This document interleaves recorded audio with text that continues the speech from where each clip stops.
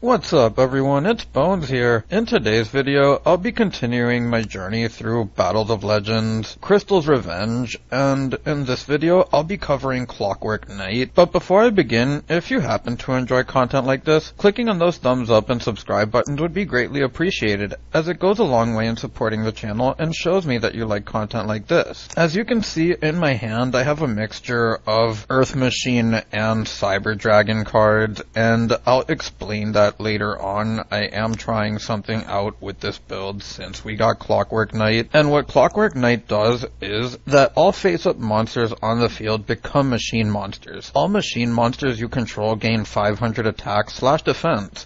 Also, all machine monsters your opponent controls lose 500 attack and defense. You can banish this card from your graveyard and discard one card. Add one Earth Machine monster from your deck to your hand. You can only use this effect of Clockwork Knight once per turn, and you can only activate one Clockwork Knight per turn. Seeing as all the baby Cyber Dragons are technically Cyber Dragons, it's quite easy to say where Chimera Tech Fortress, or the other one, I forget the name, that fuses with the monster from the Extra Monster Zone, Mega Fleet, work great in synergy with this deck. Now, unlike other videos, I won't be doing a combo, but I'll be doing an entire mirror match to give you a gist of what this card does for the deck, going first and second. So to start here, I'm going to show one of the cons of Clockwork Knight, which is that it's not really a great card going first if you don't necessarily have something to fuse with, or discard it into the graveyard to get your plays going in a deck like this. But you'll see that there is a use for it, as just getting a bunch of bodies on board here, doing standard Cyber Dragon and Infinitrack plays.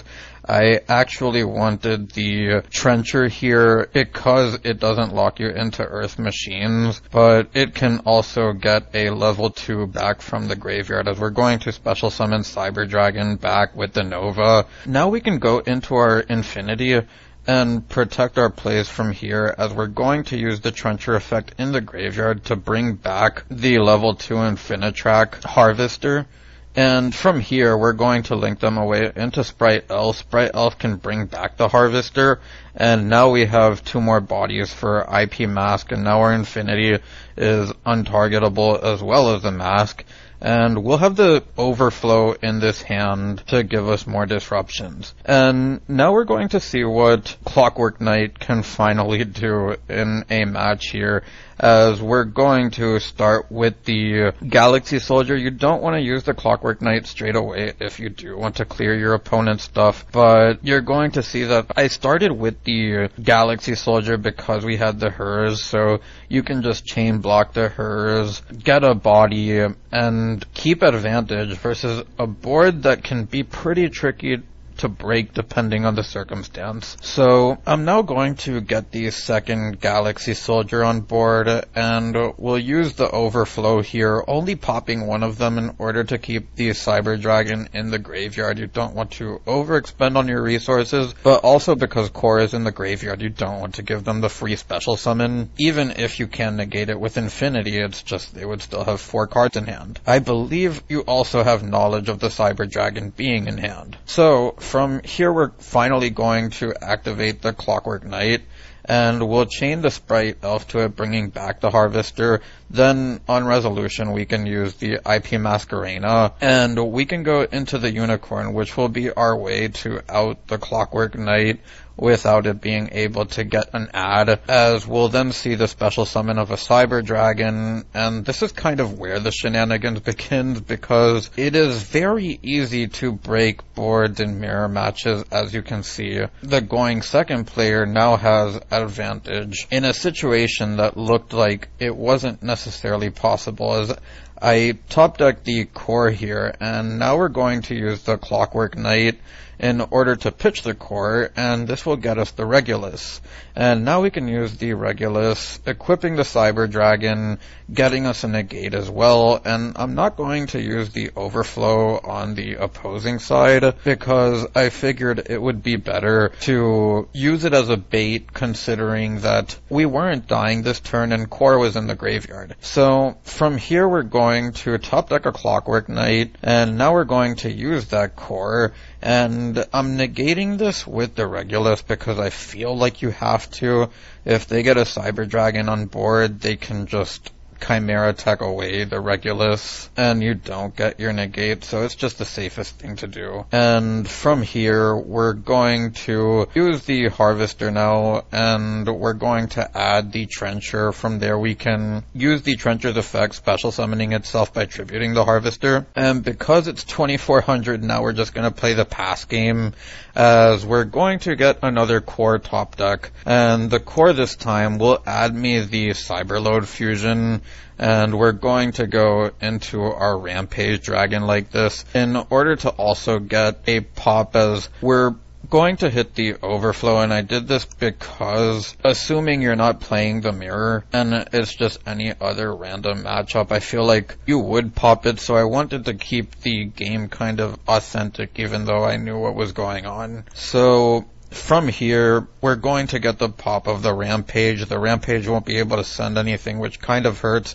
as now the Overflow is able to add the Cyber Repair Plant, and we have to pass here as we can't attack over 2400. As you can see, the Clockwork Knight and the core in hand now just changes the landscape of this game, as the core is going to get an add of their own Cyber Load Fusion, and from here we can use the Cyber Repair Plant in order to get us into our next. You can add the hers, but it doesn't necessarily matter here because you're going to be able to get the Rampage sends anyways, so it really didn't matter what you added. We're going to go into the Elf now in order to get us back to core, and now because we have Clockwork Knight on field, we can just use the core and the Unicorn to go into another Chimera tech, and now we can use the Doom Dozer to bring back the Harvester, and from here we'll use the Cyberload Fusion, which will allow us to fuse away into the Rampage Dragon, and we'll use its effect, as we didn't have the OTK anyways, so we'll pop the Clockwork Knight, and that will allow us to pitch the Naxter and get us the Regulus. Keep in mind that the Rampage is the only monster that can attack at this point because we summoned it off the Cyberload Fusion. So we're going to get our sends here, then with the hers we can add a core for follow-up, and we'll equip a Chimera tech in order to special summon our Regulus, and from here we'll just get 3 attacks as we'll go in for 6300. And now we're going to link away into Masquerena to kind of mirror the board that we saw in the beginning of this replay, and as you'll see, this looks hopeless, but we top deck the hers. And what this allows us to do is use the core effect, bringing out the Naxter, and the only reason that I didn't stop that with Regulus is because we have the IP Masquerena, and because of the Naxter using its effect, we can hit that with the Regulus if they chose to. So we'll negate the Naxter here, and then bring back the Harvester off the Elf, and from here we can use the IP Masquerena in order to go into the Unicorn, also removing all the machines on the field, which is something I wanted to point out that you kind of have to do, because they can then just make Chimera tech and end up where you kind of just started before. So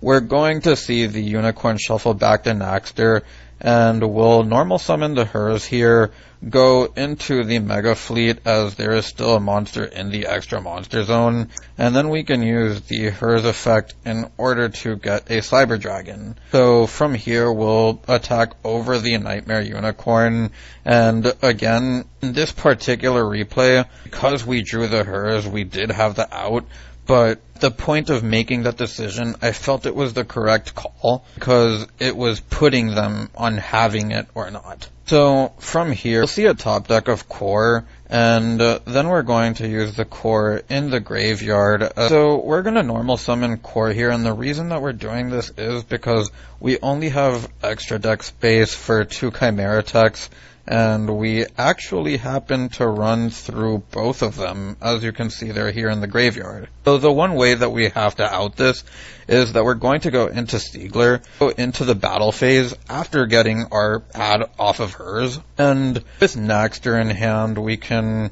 proceed to the battle phase, use the Naxter effect, raise its attack to 4,200. Your opponent takes no damage, so you kind of just have to pass on this. Now we'll see another top deck Nashter here, as we're going to special summon the Cyber Dragon.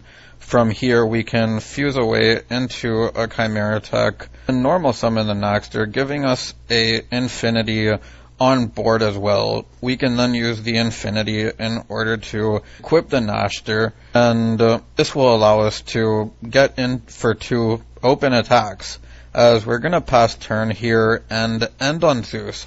The reason I'm doing this now is we know that they have the Nashter, and if they hit the Clockwork Knight, it's just kind of over. Even if they don't have the 3rd Chimera Tech, it's just something you have to play around. I feel like just negating it with Infinity and allowing the ad to go off isn't correct, but if I'm wrong, let me know in the comments about that. So from here, we're going to see the top deck of a Hers, and we're going to use the core here to special summon Nashter. Then we can use the Nashter effect to bring back the Cyber Dragon, and from here we're going to use the Zeus, and this is basically going to be game. As I said, there's no more Chimera Techs that we can go into, so I'm just going to go into the battle phase here and attack into the Zeus and this replay. Now onto the deck profile, and see that everything is basically self-explanatory with all of your baby Cyber Dragons maxed out. Only on one Cyber Dragon, because all you really need is a normal summonable quote-unquote Cyber Dragon. Then you can go into your Chimera Tech or Mega Fleet, as long as you have the Clockwork Knight. See that I'm also trying out a small Earth Machine engine, and there's definitely reasons for this. So, Fortress being able to pitch hers and special summon itself is kind of nice. You're also able to add it off of Clockwork Knight. Having a second normal summon that actually does something, as long as you have an extender, can also be helpful towards the consistency of this deck. And the sprite stuff may be better, but the reason I wanted to try this out was because they were also targets for your Clockwork Knight if you needed to search anything. It just made more sense to me in this specific video revolving around Clockwork Knight. Citadel here may be a brick and something that you can take out for a second Regulus, but that's up to you. It definitely requires more testing. Being able to discard it off of Droplet if you do happen to open it isn't necessarily too bad. So onto the card by card, you'll see we have 3 Cyber Dragon Core, 3 Cyber Dragon Hers, 3 Cyber Dragon Nashter, the 1 Cyber Dragon, the 3 Galaxy Soldier, the 3 Harvester, the 1 Trencher, the 1 Regulus, the 1 Fortress, the 1 Citadel, the 3 Cyber Emergency, the 3 Clockwork Knight, Foolish Burial, Terraforming, the 2 Disc Coliseum, the 3 Droplets, the 1 Cyber Repair Plant, the 1 Overload Fusion, and the 1 Cyberload Fusion, 1 Cybernetic Overflow, and the 3 Rivalries to round out the main deck. Onto the extra deck, you'll see that we only have 3 of the contact fuses. Now, I feel in a regular game it should definitely be enough, but I understand if you want to invest more slots into it, especially if you're playing against people who happen to also play the Cyber Dragon stuff, then it may become necessary, but because we want the extra deck space for more utility, we're just running 3 of them. And then we have the 2 Rampage, the 1 Zeus, the Infinity, the Nova, and the Pleiades. Again, it's just minimum needed in order to make the most use out of our extra deck. Then we have the Almirage, the Sprite Elf, the Masquerena, the Siegler, the Unicorn, and the Avramax to round out the extra deck. Onto the side deck, you'll see that we just have a bunch of board breakers with 3 Fenrir, 3 Dark Ruler, 3 Cosmic Cyclones, 3 Evenly, and the 3 Solemn Judgment for going first card. If you want to play something like Dimensional Barrier to counter the Ishizu stuff, that works also. Again, that's entirely dependent on what you're playing against. Anyways, if you made it this far into the video, I thank you for watching and I hope you enjoyed. If you have any suggestions, feel free to leave them down below. It's Bones, signing out.